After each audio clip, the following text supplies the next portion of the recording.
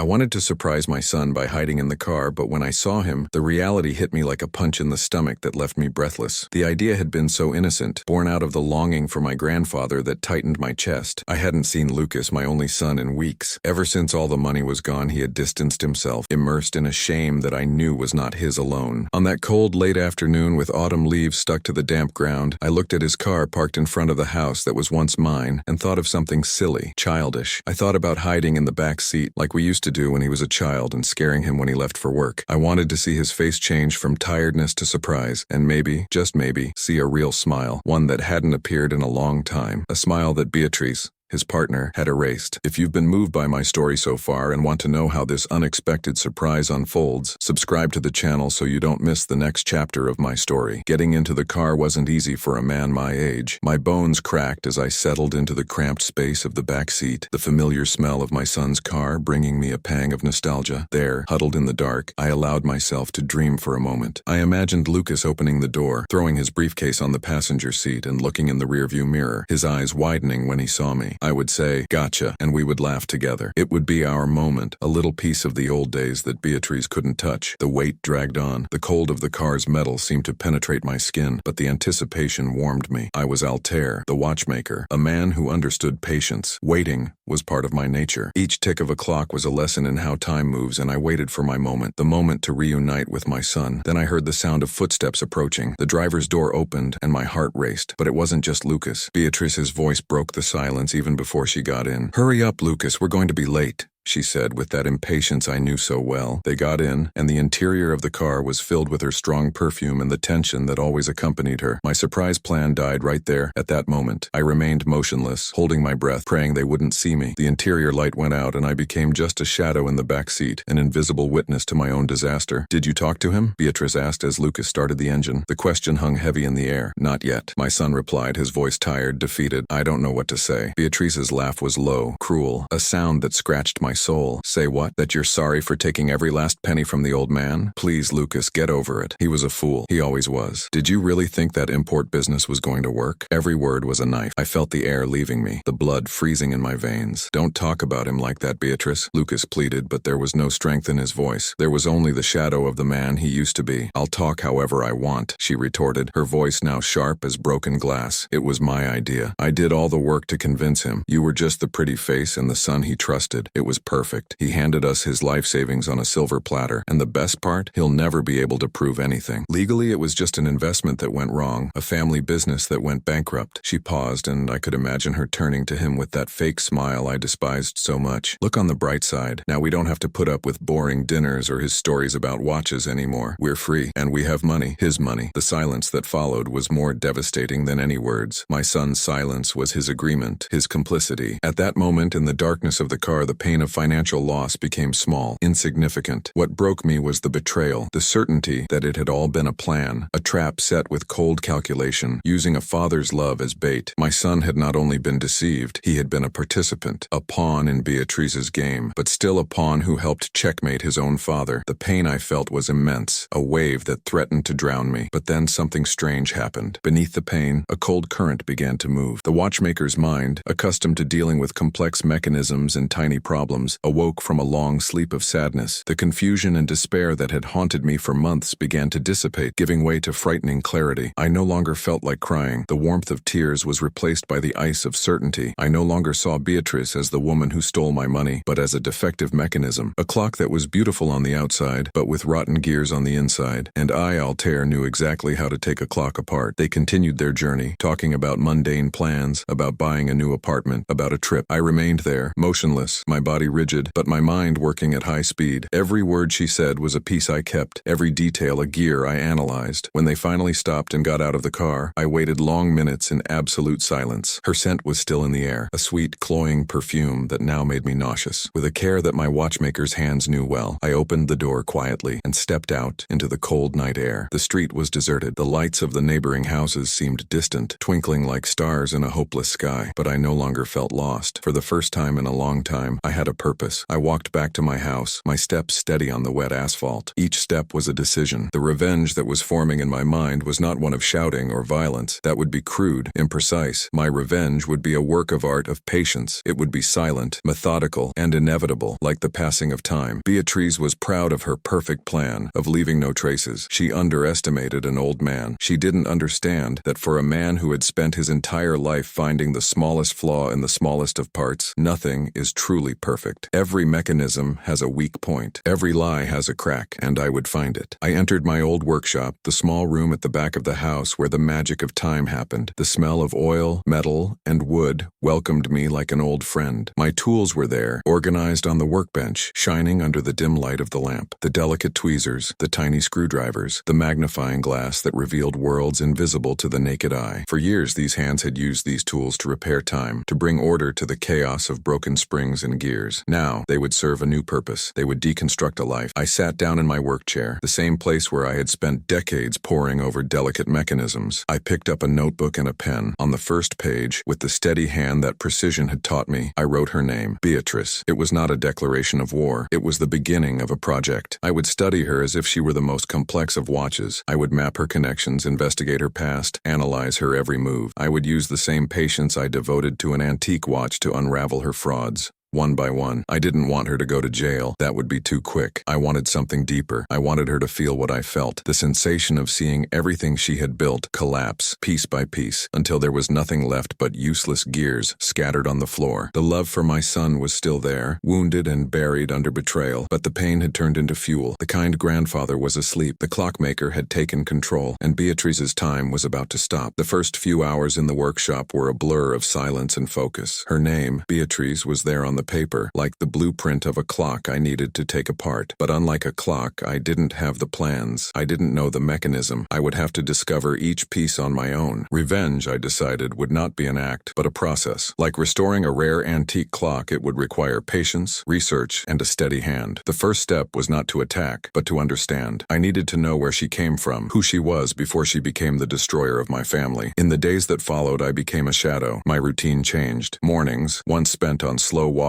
and long coffees, were now devoted to observation. I didn't go near their house. That would be too obvious. Instead, I began to study the habits I already knew. The supermarket they frequented, the gym Beatriz had once mentioned at a family dinner. I would sit in a cafe across the street, an invisible old man with a newspaper in my hands, and simply observe. I noted the times, the days of the week. She was like a Swiss watch, predictable and precise in her routine. That predictability would be her mistake. At home, I immersed myself in the few physical memories I had of her. I opened boxes of old photos looking for traces of her past. Most of the photos were of her with Lucas, smiling, hugging, images of a happiness that I now knew to be a well-rehearsed lie. But at the bottom of a box, I found something, a photo from one of Lucas's birthdays years ago. Beatriz was there, but next to her was a girl I vaguely remembered, a friend from the early days. They were laughing, but there was something in the other girl's gaze, a tension I hadn't noticed at the time. I didn't remember her name, but I knew she had disappeared from our lives shortly after that party. That photo became my first clue. That girl's face was the first piece of the puzzle I needed to find. Technology was a strange world to me, but necessity forced me to learn. I went to the public library and spent hours learning how to use computers. It was frustrating, the small letters, the speed of the screens, but the image of that girl motivated me. I created a fake profile on a social network, using a generic name and no photo. I started looking for Lucas and through him for Beatriz. And then, among the friends tagged in old photos, I found her. Her name was Clara. Clara's profile was an open book, photos of trips, parties, her life. I scrolled through years of posts, my watchmaker's mind searching for a pattern, a connection, and I found it. In very old photos, from almost 10 years ago, Beatriz appeared frequently. They were inseparable, but suddenly she disappeared. The photos with Beatriz stopped. In the comments on one of the last photos together, I found a small discussion. Someone asked about Beatriz, and a third person, a woman named Monica, replied with a short, bitter sentence. Clara finally got rid of that poison. Monica, another name for my notebook. Finding Monica was easier. Her profile was professional. She owned a small flower shop in the city center, Monica's Flowers. flowers. The next day I put on my best coat, one I hadn't worn in years, and went there. The place smelled of damp earth and fresh flowers. Monica was a middle-aged woman with a tired but kind look. I was direct but careful. I wasn't a vengeful father. I was a concerned old man. "Excuse me," I said, approaching the counter. "My name is Altair. I'm Lucas's father." The name of my son made her eyes narrow slightly. She knew him. "I'm looking for an old friend of Beatriz's, Clara. I thought you might be able to help me." Monica dried her hands on an apron and stared at me. "Why are you looking for her?" she asked, her voice suspicious. I sighed, letting the weight of the world fall on my shoulders. It was an act, but one born of real pain. "Family stuff. Beatriz and Lucas are going through a difficult time. I thought maybe an old friend could help put things in perspective." The suspicion on Monica's face gave way to a shadow of pity. She saw me as I wanted to be seen, an elderly father, lost and trying to help. "Look, Mr. Altair," she began, lowering her voice. "I haven't spoken to Clara in a while, but I can tell you one thing. Stay away from Beatriz. That woman brings nothing good." My heart beat a little faster. I was on the right track. "She seems like a nice girl," I said, feigning innocence. Monica let out a humorless laugh. "She does. She always does. That's what Ricardo thought too." "Ricardo?" I asked, the name sounding like the missing piece of the puzzle. "Our former partner," Monica explained. "Clara, Ricardo, and I had a small interior design business. Beatriz approached us, became friends with Clara, and started giving ideas. She said our business was too small, that we needed to think big. She convinced Ricardo to make a large investment, to take out a loan using his parents' house as collateral. She presented an expansion plan with spreadsheets and projections. It seemed perfect." She paused, looking at the flowers as if she saw ghosts among them. 6 months later, the money was gone. Beatriz said that the international supplier was a fraud, that everyone had been deceived, but there was no trace of the supplier. The money had simply evaporated. Ricardo lost everything. His parents' house, his business, his dignity. Beatriz left the story saying that she had also been a victim, that she only wanted to help. Clara saw the truth and cut ties with her, but it was too late. Every word Monica said was a nail in the coffin of the image I had of Beatriz. It wasn't the first time. My case was not an accident. It was a method. She was an artist of ruin. I thanked Monica for her help, bought a small vase of flowers so as not to arouse suspicion, and left the store. The cold air on the street seemed cleaner, clearer. The sadness that had accompanied me for months had completely transformed into an icy determination. I returned to my workshop and opened my notebook. Under Beatriz's name, I wrote the others: Clara, Monica, and, circled twice, Ricardo. I had the script. The story she told to steal from us was not original. It was a play she had staged before. Beatriz was not intelligent. She was just repetitive, and repetition creates patterns. Patterns that a watchmaker can identify and, over time, use to make the whole mechanism stop working. Ricardo's name was my next stop. I would find him. I would listen to his story. I would collect the broken pieces Beatriz left behind and use them to build the perfect trap. Revenge would not be about money. It would be about memory. I would make everyone remember exactly what she did. Her time was running out, and the gears of my justice had finally begun to turn. Finding Ricardo became my only mission. His name, jotted down in my notebook, was more than a clue. It was the promise of a buried truth. I had no idea how to find a man who, according to Monica, had lost everything almost 10 years ago, but patience was my sharpest tool. I knew that just like a clock that stops working, people also leave a trail of pieces behind. I just needed to follow that trail. My search began at the public library, the place that was becoming my new headquarters. I spent days in front of a computer screen, searching for records of old companies. My fingers, accustomed to the delicacy of tweezers, were clumsy on the keyboard. But with every mistake, every search that came up empty, my stubbornness grew. I searched for the interior design business Monica mentioned, and there it was, in a dusty digital record: Clara and Ricardo Design. The company was listed as dissolved, but the record contained an old address and the full name, Ricardo Moraes. With the full name, the search became a little easier. I did what anyone would do. I looked for him on social media. I found nothing. It was as if he had disappeared from the modern world. This absence told me a lot. Happy and successful people like to show off their lives. The defeated, the ashamed, prefer to hide. I understood that perfectly. Shame was a feeling I knew well. I decided to try an older method. I went back to the library and asked to see the old phone books from the years when his business went bankrupt. I leafed through the yellowed pages, the smell of old paper reminding me of my workshop, and then I found it. A Ricardo Moraes, living in a working-class neighborhood on the other side of town. It was a shot in the dark, but it was the only one I had. The next morning I took a bus. It was a long ride, passing through neighborhoods I had never seen before. The city was changing, the beautiful buildings downtown giving way to simpler houses, streets with more potholes and fewer trees. The address led me to a small, colorless apartment building with peeling paint. I felt a tightness in my chest. It was the kind of place people go when they have nowhere else to go. His name was on the mailbox, almost faded: R. Moraes. I climbed the 3 flights of stairs, my heart beating slowly and heavily. I stopped in front of the door and took a deep breath. I didn't know what to expect. Maybe he would slam the door in my face. Maybe he was too bitter to talk. I knocked on the door. 3 light but firm knocks. It took a while, but I heard footsteps shuffling inside. The door opened, and a man appeared. He was younger than me, maybe in his 40s, but his eyes carried the weariness of a lifetime. He had deep, dark circles under his eyes, and his hair was thinning. He looked at me suspiciously. "Yes?" he said, his voice hoarse, as if it wasn't used often. "Mr. Ricardo Moraes?" I asked. He nodded, without changing his cautious expression. "My name is Altair," I said, extending my hand. He didn't shake it. "I know this is going to sound strange, but I think we have a mutual acquaintance. Her name is Beatriz." Upon hearing the name, Ricardo's body tensed. A door that had been slightly ajar in his face closed completely. "I don't know any Beatriz," he lied, and began to close the door. "Please," I said, putting my foot out to stop the door from closing. My voice came out lower and sadder than I had planned. "She took everything from me, too." That sentence made him stop. He looked me up and down, seeing only an old man in a worn coat. He saw the truth in my eyes, the same pain he probably saw in the mirror every day. He sighed, a sound of pure exhaustion, and opened the door. "Come in," he said. The apartment was small and dark. There was little furniture, and the cardboard boxes stacked in the corners gave the impression that he had just moved in, or that he had never unpacked. We sat on 2 chairs in the small kitchen. The silence was heavy. I didn't rush him. I knew he needed time to open a wound that had been closed for years. I began to tell my story. I talked about my son, Lucas, and the love I felt for him. I talked about my savings, the money I had saved my whole life by fixing things for others. I talked about the import business that Beatriz had proposed, full of promises and beautiful spreadsheets. As I spoke, I saw recognition in Ricardo's eyes. He nodded slowly, not in agreement, but in remembrance. When I finished, he was quiet for a long time, staring at his hands on the table. "Spreadsheets," he said finally. "She was great with spreadsheets. Everything looked so real, so professional. She made me feel like a business genius. I felt like the smartest man in the world when I signed those papers." His voice was filled with a bitterness that time had failed to erase. "She used my friendship with Clara to get into our lives. She convinced me to dream big. I put my parents' house up as collateral for the loan. My parents," he swallowed hard, the pain as fresh as if it had happened yesterday. "They lost the house they had lived in for 40 years because of me, because of her." He told me the same story Monica had told me, but with the painful details that only the victim knows. The phantom supplier, the money that disappeared, the way Beatriz played the victim, crying and saying she had also been deceived. No one suspected her. She was so convincing. I lost my friends, my business, my family's respect. I became a ghost. "Do you still have any documents from that time?" I asked, my voice calm, almost clinical. The watchmaker's mind was in control now, collecting the pieces. Ricardo laughed.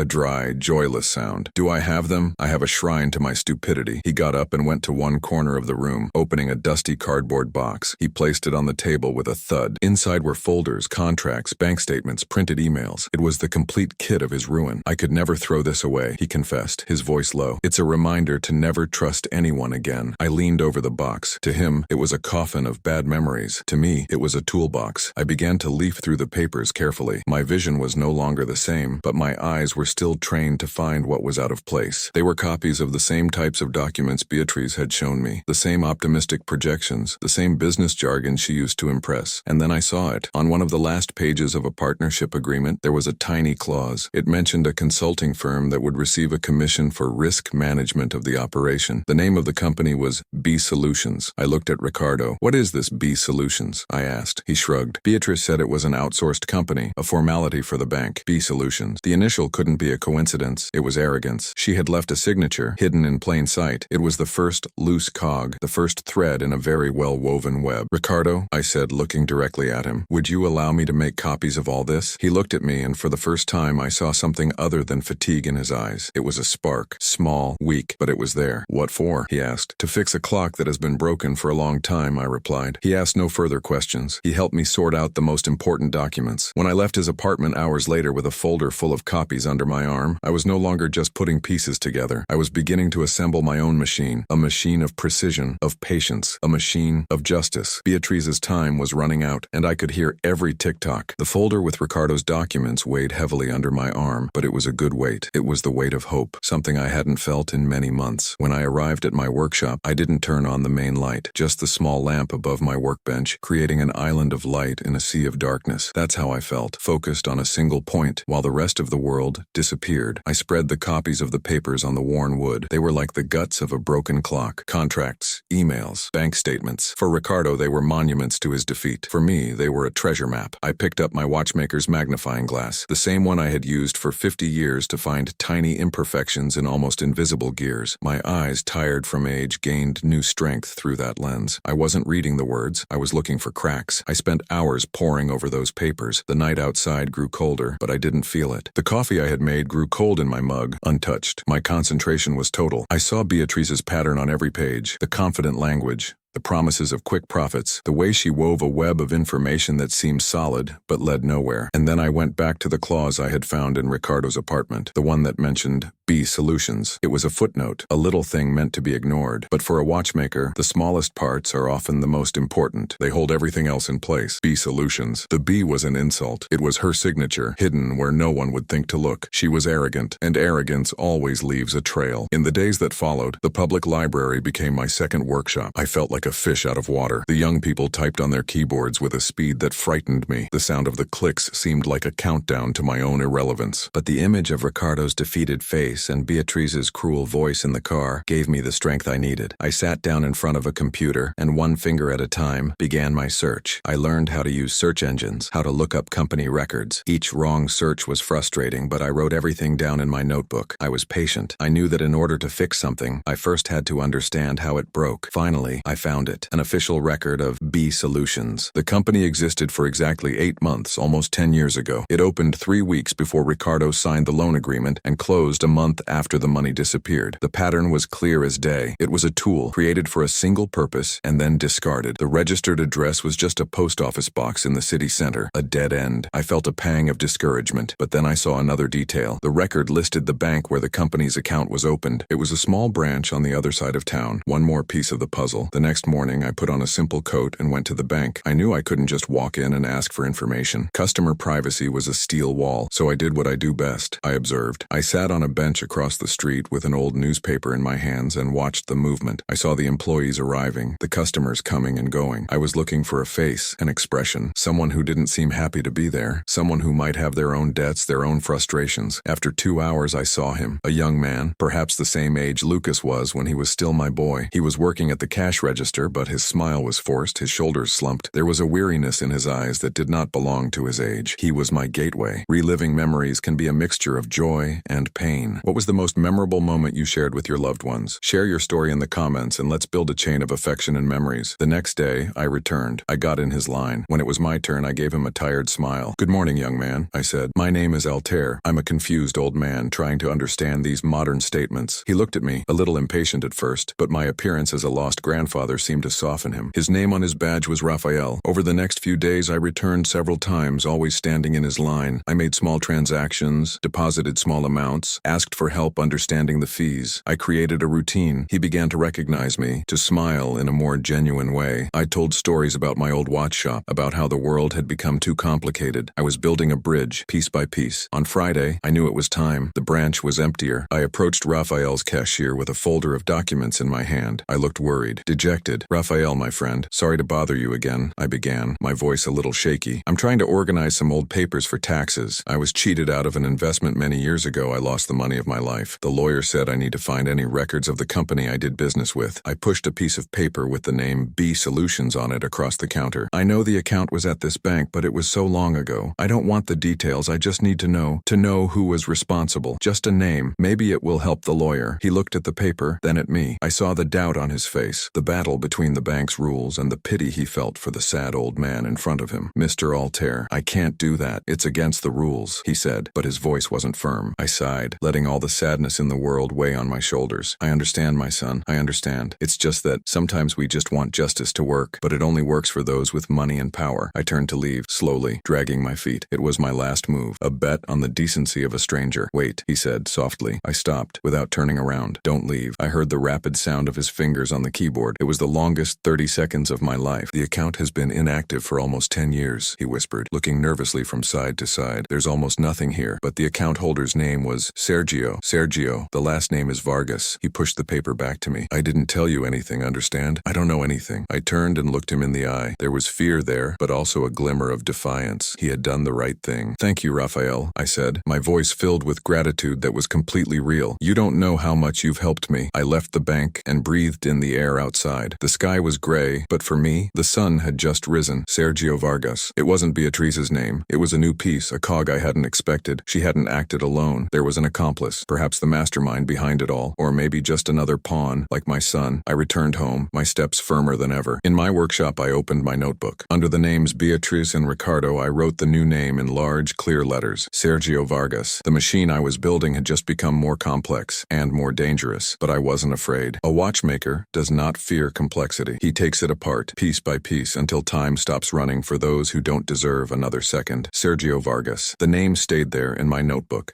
separate from the others. It wasn't a piece that belonged to the original mechanism I was studying. It was a foreign piece, a gear that someone had added later to alter the way everything worked. Beatriz wasn't just a thief, she had a partner, and that changed everything. My revenge, which had previously been focused on her, now expanded. To take apart a clock, you have to remove each piece in the right order, and I had a strong feeling that Sergio Vargas was the first piece that needed to go. The search for him began the same way as the search for Ricardo, in the dust of the past. I returned to the library, which now seemed less scary and more like familiar territory. I sat down at the same computer, feeling the stares of the young people around me. To them, I was just an old man lost in time. Little did they know that I was actually hunting time. The search for Sergio Vargas in the company records yielded nothing. Unlike B. Solutions, he didn't seem to have left a business trail. This told me that he was the man in the shadows, the name that doesn't appear on paper. I decided to try a different approach. If he was Beatriz's partner, perhaps they had some social connection, something that linked them outside the business world. I went back to the fake profile I had created on the social network. I spent days, maybe weeks, sifting through Beatriz's old photos, her friends' lists, her comments. My eyes hurt from the screen light, and my head throbbed from the amount of useless information. There were fake smiles, noisy parties, and lives that seemed too perfect. It was a world that was not mine. Just as I was about to give up, I found a clue. In a very old photo of a charity event Beatriz had organized years ago, there was a list of sponsors on a panel in the background. The photo quality was poor, but with the zoom function, I was able to read some of the names. One of them caught my attention. Vargas Auto Repair. The family name couldn't be a coincidence. It was a gamble, but it was the only one I had. A quick internet search for this repair shop gave me an address. It was located in an industrial part of town, a place of metal warehouses, oil-stained streets, and the constant sound of heavy machinery. It was the opposite of the clean and quiet neighborhood where Beatriz lived. It was the kind of place where things that shouldn't be seen happen. The next day I took the bus again. The smell of metal and grease in the air grew stronger as I got closer. I found the workshop. It was a large warehouse with faded paint and a rusty sign that was barely legible. It didn't look like a thriving business. It looked like a place struggling to survive. I stood across the street pretending to wait for someone. For hours, I watched. I saw mechanics in dirty overalls coming and going, customers leaving old, dented cars, and then I saw him. A man in his 50s with gray hair and broad shoulders came out of the workshop office. He shouted orders to one of the mechanics, his voice thick and authoritative. He walked like someone in charge. He fit the image I had of Sergio Vargas. I needed to be sure. I needed an excuse to get closer. My old car, which barely left the garage, was the perfect bait. The next day, I drove there. The engine was making a strange noise, a problem I could fix myself in an hour, but it would serve my purpose. I parked in front of the workshop and entered the small office. The smell of burnt coffee and cigarettes was strong. The man I had seen the day before was behind a metal counter looking at a pile of papers. Yes? He asked without looking up. My car is making a strange noise in the engine, I said, trying to sound like a regular customer. Can you take a look? He finally looked at me, his eyes small and suspicious. Leave the key, I'll take a look when I can. What's your name? He asked, picking up a pen. Altair, I replied. And yours? I asked, as naturally as I could. He hesitated for a second. Sergio, he replied, and wrote my name on a greasy piece of paper. It was him. I left the car and said I'd be back at the end of the day, but I didn't go far. I went to a small cafe on the corner, where I had a clear view of the workshop entrance. I sat by the window and ordered a coffee, and I waited. Patience was my art. I watched Sergio working. He wasn't just the boss. He got his hands dirty. He argued with customers, negotiated with suppliers, yelled at employees. He was rude, direct, and seemed to carry the weight of the world on his shoulders. There was nothing about him that suggested the wealth Beatriz flaunted. He drove an old pickup truck and his clothes were worn. It didn't make sense. If they pulled off the scam together, why was his life so different from hers? In the late afternoon, I returned to the workshop. Sergio was wiping his grease-stained hands on a rag. "Your car is ready," he said curtly. "It was just a loose belt. Nothing serious." He told me the price, a small, honest amount. I paid and thanked him. As he gave me my change, I decided to take a chance. "You have a big workshop," I commented. "It must be a lot of work." He shrugged. "It's more of a headache than money," he grumbled, "especially when you're dealing with people who don't understand anything about business." His words sparked a light in my head. "I know how it is," I said, sighing. "I lost everything I had in an import business. I trusted the wrong person." I watched his reaction closely. For a split second, his eyes widened. A muscle in his jaw twitched. It was almost imperceptible, but to a watchmaker accustomed to seeing the movement of a second hand, it was like a scream. He quickly composed himself, the mask of indifference returning to its place. "It happens," he said, handing me the keys. "You can't trust anyone these days." But I had already seen what I needed to see. The mention of an import business had struck a chord. He was involved. My story was his story too, in a way. I returned home with my head spinning. Sergio was not the rich and powerful partner I had imagined. He was a hard-working man, perhaps a little rough around the edges, stuck in a business that barely paid the bills. So what was his role in Beatriz's plan? Maybe he wasn't the brains, but the muscle. Maybe he was responsible for creating the phantom supplier, for making the money disappear. And maybe, like Ricardo and me, he had also been deceived by her in the end. Maybe she had taken most of the money, leaving him with crumbs and a failed business to manage. The anger I felt began to mix with a cold curiosity. Beatriz wasn't just a con artist. She was a predator who devoured everyone around her, friends and enemies alike. In my workshop, I looked at my notebook. Sergio Vargas. He wasn't the first piece to be removed. He was the crack in Beatriz's armor. He was the weak spot. She used him and discarded him, leaving him with anger and resentment. And I knew, with the certainty of clockwork, that a resentful man is a powerful tool. My revenge would not just be about exposing Beatriz. It would be about using the very pieces she broke to build the machine that would destroy her. I didn't need to attack Sergio. I needed him to turn against her, and for that I needed to give him a reason. I needed to show him that, just like me, he was just another cog she used and threw away. The kind grandfather in me was dead and buried. The watchmaker was now in complete control, and I was about to adjust the time, making Beatriz's past finally catch up with her. The ticking of her clock was getting louder and louder, and soon it would stop, forever. The dust in my workshop seemed denser, heavier. Each particle floating in the lonely light of my workbench seemed to carry a memory. I looked at the name, Sergio Vargas, in my notebook and didn't see a villain. I saw a worn-out piece, a gear that had been forced to spin too fast and then abandoned to rust. Beatriz didn't build partnerships. She used tools until they broke. Me, Ricardo, my son Lucas, and now Sergio. We were all broken tools in her box. The difference is that a tool, even if broken, can still be sharpened. And I knew that Sergio's anger, held in for almost 10 years, must be a very, very sharp blade. I just needed to find a way to use it without cutting my own hand. I spent 2 days planning. I couldn't go back to his workshop with another silly excuse about my car. Men like Sergio can smell a lie. I needed to be direct, but careful. I needed to present myself not as an accuser, but as a fellow sufferer. I decided to take a copy of Ricardo's contract with me, the one with the B Solutions clause. It was physical evidence, something he could touch and see. The truth sometimes needs weight and texture to be believed. On the third morning, I put on my simplest jacket, grabbed the briefcase with the document, and walked to the bus stop. The route to the industrial part of town was already familiar. The smell of metal and smoke no longer bothered me. It was the smell of the real world, the world where people struggle and lose, far from Beatriz's beautiful houses and fake smiles. I arrived at the workshop in the middle of the afternoon, the quietest time. There was only one mechanic working on a car, and the sound of his tool was the only noise in the shed. Sergio was nowhere to be seen. I went into the office. He was there, sitting behind the metal desk, his head in his hands, staring at a mountain of bills. He looked older and more tired than the last time I saw him. Defeat was etched into every line of his face. He looked up when he heard me come in, and his eyes narrowed suspiciously. "What do you want?" he asked, his voice deep. "Did the car break down again?" "No, the car is fine," I replied calmly, closing the door behind me. "I came back to talk about something else, an import business." His reaction was immediate and violent. He jumped up, the metal chair scraping across the floor with a sharp noise. "I don't know what you're talking about. Get out of my workshop now," he said, pointing to the door. His voice was a low growl, the sound of a cornered animal. "Please, just listen to me," I asked, keeping my voice level. "Does the name Beatriz mean anything to you?" For a moment, the world seemed to stop. The noise from the mechanic outside ceased. Sergio's face drained of color. He stared at me with a mixture of shock and fury. It was as if I had spoken the name of a ghost that had haunted him for years. "I'm calling the police,"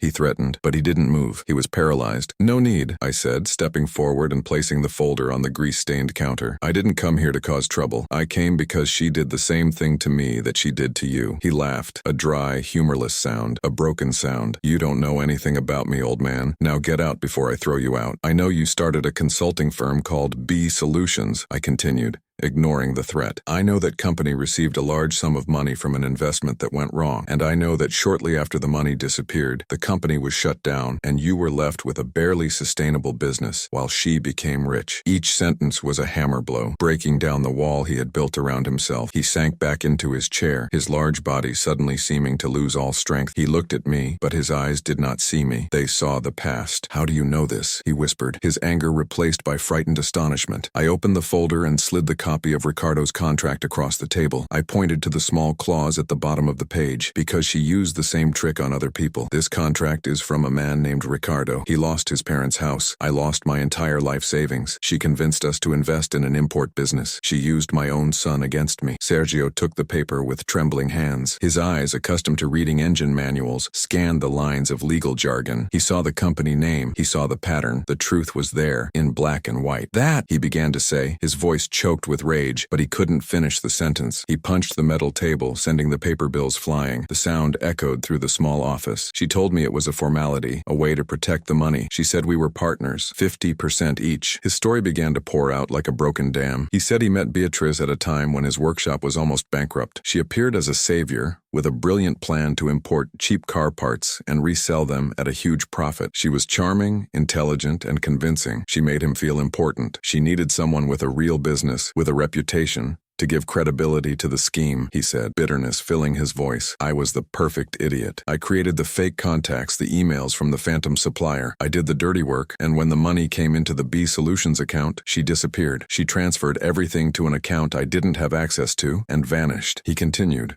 talking non-stop as if he were opening a wound to clean it out. She left me with crumbs, enough so that I wouldn't go to the police, afraid of incriminating myself. She told me that if I opened my mouth she would say I was the mastermind behind it all, and I believed her. She had all the documents. Everything looked like it was my fault. I lost everything, my friends, my dignity. I was stuck in this workshop, paying off debts she created. When he finished, the silence in the office was heavy, filled with a decade of pain and resentment. He looked at me, and for the first time, there was no suspicion in his eyes. There was recognition. We were two men from different worlds, a watchmaker and a mechanic, united by the same betrayal. What do you want from me? He asked finally. His voice was calm now, but it was a dangerous calm, the calm before the storm. Justice, I replied, the word sounding strange in my mouth, but not the justice of the courts. They are slow and expensive, and she is too smart for them. She knows how to hide things. I want the justice of a watchmaker. I want to dismantle her life piece by piece until there is nothing left, and for that I need someone who knows the machine from the inside, someone she betrayed and underestimated. I need you, Sergio. He stared at me for a long time, his brain working, calculating the risks. He was a man who had been burned once and was afraid of fire, but the sight of the flame in my eyes seemed to warm him. She ruined my life, he said, more to himself than to me. She made me feel like trash for 10 years. She's living like a queen on my money, on our money. He stood up and walked over to the small, dirty office window, looking out at the workshop courtyard. Does she have a weak spot? He asked, without turning around. Everyone does,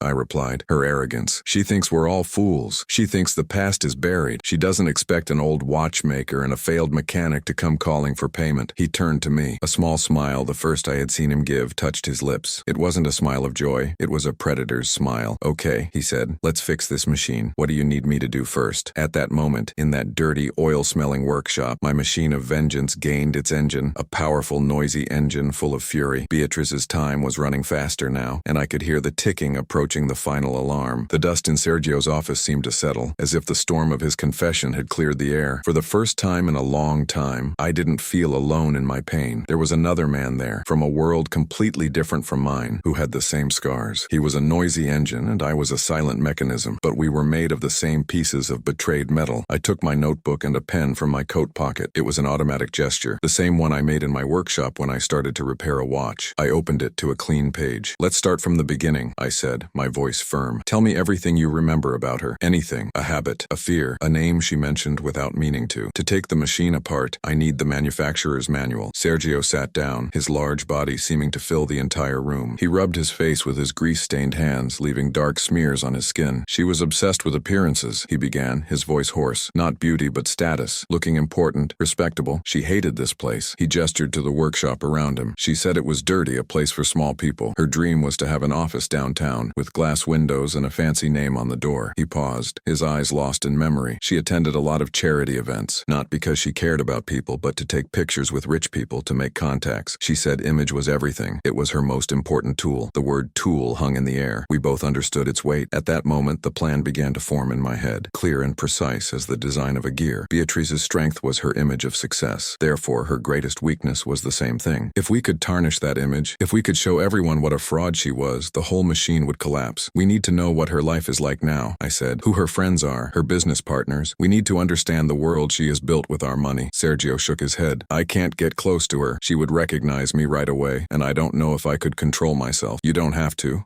I replied. I'm just an old man. No one pays attention to an old man. I'll observe. You'll use your memories. Try to remember names, places, anything she may have let slip. In the days that followed, a new routine was established. In the morning, I would go to the library to research social events in the city, looking for Beatriz's name. In the afternoon, I would take the bus to the wealthy neighborhood where she lived. I would sit on a bench in the square, with a book I never read, and watch her house. It was a fortress of good taste and arrogance, with a perfect garden and windows that seemed to look down on the rest of the world with contempt. I would see Beatriz leaving in her expensive car, dressed in clothes that cost more than I earned in a year at my watch store. She would smile at her neighbors, a rehearsed, perfect smile. She was the image of success, and every time I saw her, my determination grew harder, colder. It was on the third afternoon of surveillance that I noticed a pattern. Every day around 4 o'clock, a woman would arrive at Beatriz's house. She drove a simpler car, dressed elegantly but discreetly, and always carried a leather briefcase. She didn't look like a friend coming over for coffee. There was a seriousness about her, a business-like air. She would stay for an hour or two and then leave. Beatriz never seemed as focused and attentive as when she was with this woman. I wrote down her license plate number in my notebook. That night, I called Sergio. I described the woman, the car, the routine. I don't recognize her, he said on the other end of the line, the sound of tools in the background. But it makes sense. Beatriz never liked dealing with the boring stuff, the numbers, the paperwork. She always needed someone to do the dirty work and organize things for her. That was me back then. It seems she found a replacement. With the car's license plate number, I went back to the library. That computer, which had previously frightened me, was now my ally. After a few hours of searching online public records, I found what I was looking for. The car was registered to a company, Monica Financial Solutions, and the owner of the company was Monica Andrade. A quick search for her name gave me the address of her office in the city center, and even a profile on a professional social network. The pieces were falling into place. Monica was the new cog in Beatriz's clock, a much more sophisticated cog than Sergio's workshop had ever been. She was the key to understanding how Beatriz operated today. The next day, I went to the commercial building where Monica's office was located. It was one of those modern buildings, all glass and steel. I sat down at a cafe across the street, an expensive place where I felt like a fish out of water, and watched. I saw Monica arrive. She walked confidently, phone to her ear, giving orders. She seemed efficient, intelligent, and completely in control. I watched for hours. I saw the types of clients who came and went. They were well-dressed people who seemed to have money, but there was a certain anxiety about them. They were people looking for solutions, perhaps too quick, to their financial problems. I recognized the pattern. Beatriz was no longer deceiving retired watchmakers or desperate mechanics. She and Monica were fishing for bigger fish. I returned to my workshop that night, feeling the weight of my new discovery. Revenge had become more complicated. Monica was not like Sergio. She did not seem like a victim. She seemed like a partner, an accomplice, and a competent one at that. Attacking Beatriz meant getting past her, and she seemed like a wall. I looked at my notebook. The names were there. Lucas, Beatriz, Ricardo, Sergio, and now, a new name, circled in red. Monica. She was the piece that protected the main mechanism. To get to the heart of the clock, I would first need to neutralize her shield. But how? I couldn't confront her like I did Sergio. She was too smart, too well protected by lawyers and contracts. That's when a dangerous idea began to form. If I couldn't attack her head-on, maybe I could use her own strength against her. Monica thrived on the trust of her clients. Her reputation was everything. What if that reputation were shaken? What if one of her clients suddenly became a